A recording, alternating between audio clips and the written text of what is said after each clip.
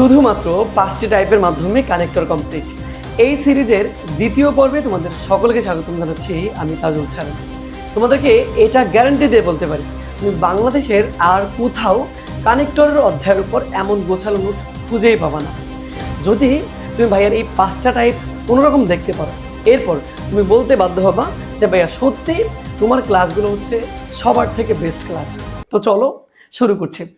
আমাদের আজকে কানেক্টরের দ্বিতীয় পর্ব নিয়ে আমি তোমাদের সাথে ডিসকাস করব। ইতিপূর্বে আমি এটার প্রথম পর্ব, যেটা হচ্ছে সাবঅর্ডিনেট কানেক্টর, সেটা কি এবং ব্যবহার সমূহ আমি আলোচনা করেছি, এবং সেটা অলরেডি 1 লক্ষ মানুষ দেখে ফেলেছে। যদি তুমিও দেখে না থাকো তাহলে এই পেজ থেকে অথবা আমাদের বিদ্যালয় ইউটিউব চ্যানেলে গেলে সরাসরি তুমি সেই ভিডিওটা পেয়ে যাবা। সেটা দেখে তারপর আজকের এই টাইপটা দেখো, তুমি আরো ভালো বুঝতে পারবা। দেখো, আজকে আমরা হচ্ছে পার্ট 2 নিয়ে কথা বলবো, এবং এই পার্ট 2 অর্থাৎ টাইপ 2-তে আমরা কোঅর্ডিনেট কানেক্টর নিয়ে কথা বলবো। সো ভাইয়া, এই কোঅর্ডিনেট কানেক্টরকে সেটা আমরা একটু ফার্স্ট অফ অল বুঝে নেই। কোঅর্ডিনেট কানেক্টর হচ্ছে মূলত দুইটি প্রিন্সিপাল ক্লজকে যুক্ত করে, এবং এই কোঅর্ডিনেট কানেক্টর হচ্ছে অ্যান্ড অর বাট। তুমি কি শুধুমাত্র মনে রাখতে পারবো না অ্যান্ড অর বাট? তার মানে কি, কোঅর্ডিনেট কানেক্টর হচ্ছে and or but, and or but. এখন কানেক্টর তো প্রায় 50 থেকে 60টি। তুমি সবগুলো যখন তোমার মাথায় আনবা, তোমার হজবরল অবস্থা হয়ে যাবে। বাট তুমি যখন বুঝতে পারবা যে এই গ্যাপের মধ্যে কোঅর্ডিনেট কানেক্টর বসবে ভাইয়া, তখন কিন্তু তুমি শুধুমাত্র অ্যান্ড অর এবং এই বাট, এই তিনটা নিয়েই চিন্তা করবা।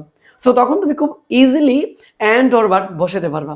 তখন তোমাকে ফার্স্টলি, সেকেন্ডলি, সো, দেয়ারফর এগুলোর কথা চিন্তা করার কোনো প্রয়োজন হবে না। সো এই যে কানেক্টরটা বুঝলাম যে কোঅর্ডিনেট কানেক্টর মানে হচ্ছে অ্যান্ড অর বাট।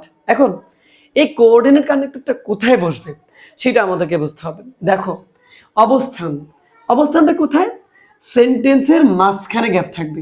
জাস্ট এইটা মনে রাখো, সেন্টেন্সের মাঝখানে গ্যাপ থাকবে। এটা তো মনে থাকবে, যখন একটি তুমি সেন্টেন্স দেখতে পারবা এবং ওই সেন্টেন্সের মাঝখানে গ্যাপ আছে, তখন তোমাকে বুঝতে হবে এই ক্ষেত্রে অ্যান্ড অর বাট, এই কোঅর্ডিনেট কানেক্টর যে কোনো একটা আমাকে ইউজ করতে হবে।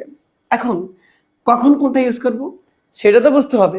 দেখো ভাইয়া, ব্যবহার আমি তোমাকে লিখে রেখেছি। অ্যান্ড হচ্ছে সমজাতীয় কোনো ক্লজের ক্ষেত্রে, যদি দেখো এই দুই পাশে অর্থাৎ গ্যাপের এই পাশে এবং এই পাশে দুই পাশে সমজাতীয় ওয়ার্ড থাকে বা সমজাতীয় ক্লজ থাকে, তখন তোমাকে অ্যান্ড ব্যবহার করতে হবে। এরপর অর হচ্ছে বিকল্প কিছুর ক্ষেত্রে, দুইটা ক্লজের মধ্যে যখন বিকল্প কোনো অবস্থা থাকবে সেই ক্ষেত্রে ভাইয়া তোমাকে অর ব্যবহার করতে হবে। এরপর হচ্ছে বাট মানে হচ্ছে কিন্তু। এই বাট ব্যবহার করবো কি, বিপরীত অর্থ বোঝাতে। অর্থাৎ যদি দুইটা ওয়ার্ড দেওয়া থাকে, তাহলে এই গ্যাপের এই পাশের ওয়ার্ড এবং এই পাশের ওয়ার্ড, এই দুইটা ওয়ার্ডের মধ্যে কি বিপরীত সম্পর্ক হয়েছে কিনা, অথবা বিরল কোনো সম্পর্ক হয়েছে কিনা, সেই ক্ষেত্রে আমাদের ব্যবহার করতে হচ্ছে বাট। তার মানে অ্যান্ড হচ্ছে কি সমজাতীয়, অর মানে হচ্ছে বিকল্প কোনো কিছুর ক্ষেত্রে, এবং বাট হচ্ছে বিপরীত কোনো কিছুর ক্ষেত্রে। এই তিনটা কথা তো তুমি মনে রাখতে পারবা। এই তিনটা কথা রাখতে পারলে তুমি একেবারে কোঅর্ডিনেট কানেক্টরে 1 নম্বর নিশ্চিত কমন পাবা। দেখো, আমরা এক্সাম্পল করি, তাহলে বিষয়টা আরো বেশি আমরা ক্লিয়ার হয়ে যাব। দেখো, হি ইজ ভেরি অনেস্ট, সে হচ্ছে অনেক সৎ। ব্রিলিয়ান্ট, মেধাবী, dash affectionate to the juniors. Affectionate মানে হচ্ছে স্নেহশীল, টু দ্য জুনিয়র্স ছোটদের প্রতি। এখন একটু খেয়াল করলে দেখবা এই গ্যাপটা রয়েছে মাঝখানে সেন্টেন্সের। সো সেন্টেন্সের মাঝখানে যেহেতু রয়েছে, এই ক্ষেত্রে আমরা ব্যবহার করবো হচ্ছে কোঅর্ডিনেট কানেক্টর। আর কোঅর্ডিনেট কানেক্টর মানে হচ্ছে অ্যান্ড অর বাট। তার মানে এই ক্ষেত্রে আমরা হয় অ্যান্ড ব্যবহার করব, না হয় অর ব্যবহার করব, অথবা বাট ব্যবহার করব। কোনটা ব্যবহার করব? দেখো, সে হচ্ছে সৎ, মেধাবী, স্নেহশীল। এখন এই যে সে, এই তার সবগুলো গুণের দিকে একটু তাকাও। সৎ, তার একটা ভালো গুণ। ব্রিলিয়ান্ট, তাও তার একটা ভালো গুণ। এরপর গ্যাপের পরেরটা হচ্ছে অ্যাফেকশনেট। অ্যাফেকশন মানে স্নেহশীল, এটাও তার একটা ভালো গুণ। এখন এই যে দেখো গ্যাপের পরে এবং গ্যাপের পূর্বে এই দুইটা সম্পর্কটা কি সমজাতীয় ওয়ার্ড হয়েছে না, এইটাও তার একটা ভালো গুণ, এইটাও তার একটা ভালো গুণ। তার মানে দুইটি ভালো গুণ অথবা দুইটি খারাপ গুণ এইভাবে যদি থাকে সেই ক্ষেত্রে দুটোকে বলা হয় সমজাতীয় ওয়ার্ড। সো ব্রিলিয়ান্ট, অ্যাফেকশন দুইটাই তার ভালো গুণ। সো এই দুইটা ওয়ার্ড হচ্ছে সমজাতীয়, আর সমজাতীয় বলে আমরা বসাবো হচ্ছে অ্যান্ড। তার মানে ভাইয়া এই ক্ষেত্রে আমরা বসাবো হচ্ছে কি ভয়, অ্যান্ড বসাবো। তার মানে উত্তর হয়েছে কি he is very honest, brilliant and affectionate to the juniors, অর্থাৎ সে অনেক সৎ, মেধাবী এবং ছোটদের প্রতি হচ্ছে স্নেহশীল। ভাইয়া বুঝছো কিনা অবশ্যই বলবা, এখনই বলো। যদি তুমি বুঝে থাকো এই এক নাম্বারটা তাহলে কমেন্ট সেকশনে ডান লিখে ফেলো, এখনই ডান লিখে ফেলো। সো ডান লিখলে বুঝতে পারবো যে তুমিও আমার সাথে রেসপন্স করতেছো বা তুমি বুঝতেছো। আশা করছি যতজনে ভিডিওটা দেখবা ততজনে ডান লিখবা। এরপর my uncle is very poor dash honest. ভাই একটু খেয়াল করে দেখো, আমার চাচা হচ্ছে অনেক বেশি গরিব ড্যাশ অনেস্ট, সৎ। এখন তুমি নর্মালি আমাদের সমাজের কথা চিন্তা করো যে যারা হচ্ছে মূলত পুয়ার হয় তাদের মধ্যে হাতে গোনা কয়েকজন ভালো হয়, তাই না? এই তো।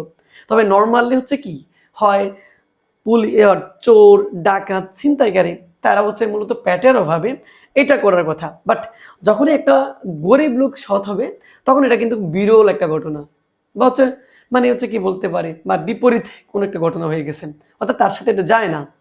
সো গেলেও আমাদের সমাজে কিছু কিছু যায় তারা ভালো মানুষ, কিন্তু মূলত বেসিকটা কি, বেসিকটা হচ্ছে গরিব হলে তার আরেকটা হচ্ছে এখানে ব্যাড গুণ থাকার কথা ছিল। এখন এই ক্ষেত্রে হচ্ছে গরিব, এই ক্ষেত্রে হচ্ছে অনেস্ট মানে সৎ। সো এই দুইটা যেহেতু বিপরীতার্থ কোনো কিছুকে মিন করছে বা হচ্ছে বিরল ঘটনাকে মিন করছে, সো এই ক্ষেত্রে আমরা ব্যবহার করছে বাট, কারণ আমরা জানি বিপরীত অর্থ বোঝাতে সেই ক্ষেত্রে আমরা বাট ব্যবহার করব। তার মানে আমাদের এইখানে উত্তর হয়ে যাবে বাট। এই বুঝছো কিনা ভাইয়া বলো প্লিজ, বুঝছো নি? তুমি বুঝতে থাকলে অবশ্যই কমেন্ট সেকশন ডান লিখে যাবা। Last one move. আচ্ছা এই শেষেরটা করার আগে তোমাদেরকে একটু কথা বলি, সেটা হচ্ছে ভাইয়া এই মাস থেকে আমাদের একটা কোর্স চালু হতে যাচ্ছে, সেটা হচ্ছে 0 to অ্যাডভান্স গ্রামার কোর্স। এবং এই কোর্সটাতে আমি শুধুমাত্র 20 জন শিক্ষার্থী নেব যারা ইংরেজি গ্রামার দেখলে খুব ভয় পাও, অর্থাৎ গ্রামারে তুমি কিছুই পারো না এখন পর্যন্ত, person, sentence, verb, parts of speech এই সমস্ত জ্ঞানও তোর মধ্যে নাই। এবং তুমি যদি রিডিং পড়ো না পারো, সো তুমি জাস্ট ভাইয়ার এই কোর্সে এনরোল করতে পারো। এই কোর্সে এনরোল করলে তোমাকে শুধুমাত্র আমি 60 দিনে, শুধুমাত্র 60 দিনে ইংলিশের বস বানিয়ে দেবো, এটা আমার ওপেন চ্যালেঞ্জ এবং এক প্রকার আমার ওয়াদা বলতে পারো। সো ভাইয়া তোমরা যদি আমার ওই কোর্সে পড়তে চাও তাহলে স্ক্রিনে দেওয়া যে নাম্বারটা দেখতে পাচ্ছ এই নাম্বার যোগাযোগ করে তুমি তোমার ভর্তি কনফার্ম করে নিতে পারো। আশা করছি বাইরের কোর্সে তোমরা ভর্তি হবা। টাইম কিন্তু শুধুমাত্র আর 3 দিন রয়েছে, এই 3 দিনেই তোমাকে ভর্তি কনফার্ম করতে হবে। সো এরপরে দেখো ভাইয়া, move from here dash you will die. কি বলছে? এখান থেকে সরে যাও ড্যাশ ইউ উইল ডাই, তুমি মরে যাবা। এখন তুমি ভাইয়া দুইটা ক্লজের মধ্যে একটা জিনিস কল্পনা করো, সেটা হচ্ছে দেখো এখান থেকে সরে গেলে কিন্তু তুমি মরবা না, অর্থাৎ এখান থেকে সরে যাও তাহলে কিন্তু আর তুমি মরবা না। তার মানে আমার একটা বাঁচার কিন্তু একটা পথ রয়েছে, অর্থাৎ যদি আমি সরে যাই তাহলে তো আমি বাস বেঁচে যাব।